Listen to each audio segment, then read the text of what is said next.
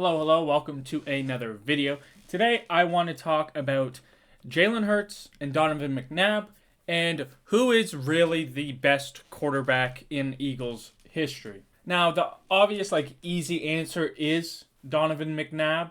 He leads the Eagles in pretty much every single passing career stat. He's the record holder for everything, really. Everything you'd want him to lead in is what he's, the best at. And mainly, those are counting stats. So Jalen Hurts obviously isn't there yet. McNabb played over 10 years, I think, with the Eagles. So Jalen's in year 4 as a starter. So Jalen has some ground to catch when it comes to a lot of the counting stats.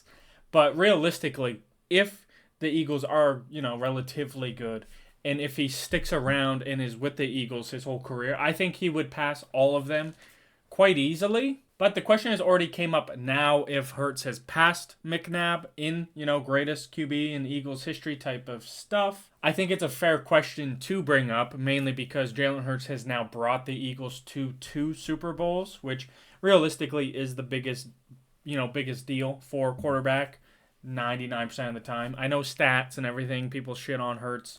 You can't say he's not a winner because he's one of the top 3 winners in the NFL since he became a starter. So it's hard to really take that away from him. You can say he's got the stacked team and all this, but a lot of quarterbacks have stacked teams that end up being terrible. So he doesn't, and he thrives. So all power to him. Now, I personally have always had Donovan McNabb as my number 1. He's the reason I ever liked the Eagles, mainly because I played Madden, I think it's 06.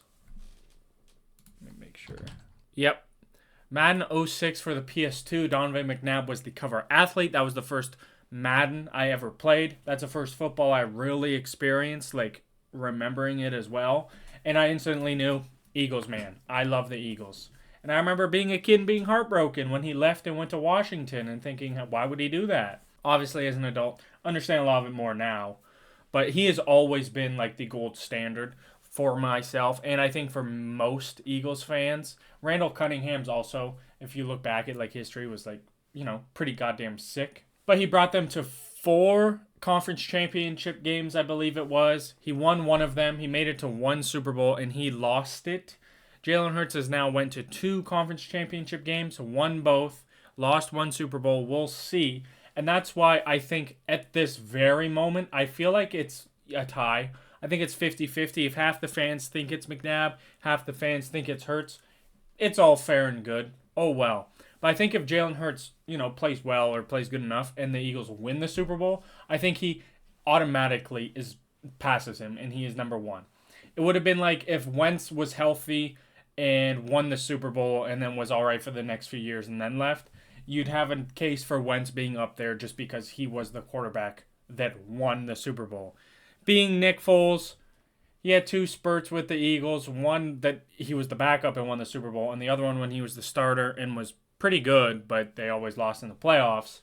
I don't think he'll ever, can be considered greatest Eagle. I think just for a particular thing, Eagles fans will remember Nick Foles forever because of 2017 Super Bowl. But if Hurts wins the Super Bowl now, he would have obviously the biggest up on Donovan McNabb. Obviously, the 4 conference championship games add to McNabb. He did lose 3 of them, so oh well.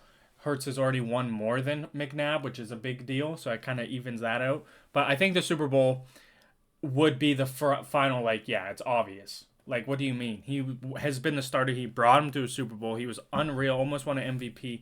Came back, was really good. Team fell apart. Next year comes back after that, is good all season, takes him to the Super Bowl, and then wins it. I think he already, passes that kind of level. And some fans and whatever might think, of other teams might think that's kind of crazy and sad that Hurts is already your best quarterback ever. But the Eagles only have 1 Super Bowl, so it's hard to really be this guy from the 80s who won 3 Super Bowls, obviously he's our best quarterback ever. Oh, obviously Joe Namath is the best Jets quarterback. The Eagles don't really have that in the fact of a Super Bowl winner because Nick Foles doesn't really get in there just because he was a backup and the whole story and everything was crazy. Hurts is also probably the most talented quarterback, or one of, top three at least, quarterbacks that the Eagles have ever had. So I think that bodes well for him even going into the future to really cement himself as like the best Eagles QB ever. And I know Nick Sirianni gets a bunch of flack, a bunch of shit. I still will always, I don't think, like, it's hard to ever have Andy Reid get passed just because the Eagles are what they really are only because of Andy Reid.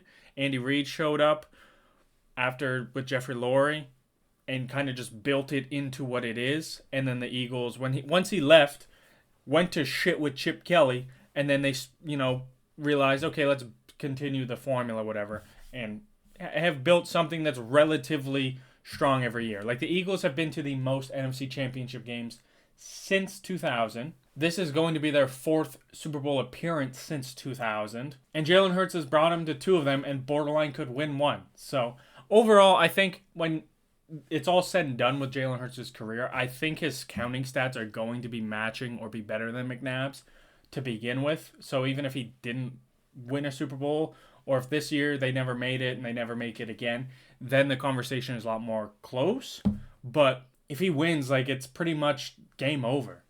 Nick Sirianni will probably be in the runnings with some people. I wouldn't do that yet. I know Andy never won, but what Andy did here just will never be matched. And to add the fact of, like, Jalen Hurts being, more talented. He runs better. McNabb might have thrown the ball a bit better. Different time frames of, like, how people threw the football. Back in the 2000s, people gave, they were more reckless. The INTs then were way higher. Stuff like that. Kind of the 2010s and into 2020s is where really, or later 2010s, I should say, is where the NFL really was like, okay, let's be more efficient with our offense, so we stop turning the ball over because it literally kills us. That's why people like Jameson Winston lost their jobs, even though they are probably very talented. They just kind of sling it, and you see a lot less of that, nowadays, where McNabb he would sling the ball, he'd get more touchdowns, but he'd throw more interceptions. Jalen Hurts, not as many passing touchdowns. Way more rushing touchdowns. He has the most rushing touchdowns, I think, in NFL history by a quarterback in the playoffs.